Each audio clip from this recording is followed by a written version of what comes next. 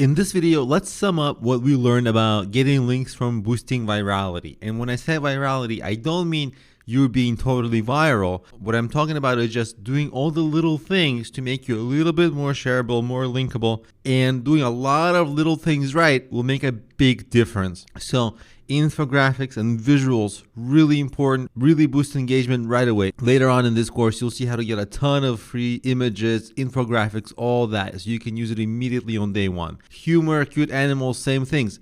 You can do that immediately on day one. Tapping into current events, same thing. Once you understand that you need to do that, you can start thinking about how to create content that taps into that gets a little bit more shared, a little bit more attention.